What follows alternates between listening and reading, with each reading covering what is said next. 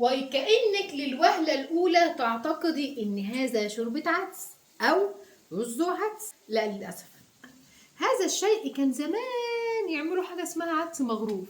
أمانة عليكم، لا تتريقوا ولا تقولوا حاجة، واللي عارفه يكتب لي في الكومنتات. أمنتكم أمانة، اكتبوا كده وحسسوني إن أنا مش لوحدي في الحياة، وحسسوني إن أمهاتكم كلها كانت بتعملها، مش أمي الوحيدة، عشان كده أحس إن الست دي كانت ظلمانة. ده عدس مغروف فضلة خيركم. بصوا ايه عدس مغروف، اقولك يعني بعد ما بتعملي شوربه العدس بتحطي فيها كوبايه رز يتطبخ معاه. عامله معامله البصاره، حط عليه كده شويه ايه، بصل محمر يعني. هذا عدس مغروف ايضا بس من غير رز، ده بالشعريه بس بتقليه عشان يبقى مغروف. يعني ايه مغروف؟ هقولك.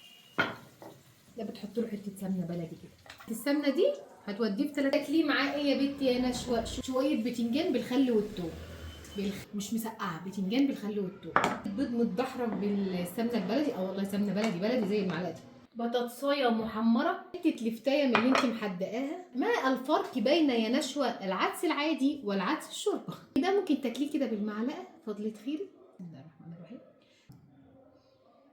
خطير خطير خطير خطير خطير. تاكليه بالعيش، شغال معاكي في اي حاجه. اهو اهو بسم الله.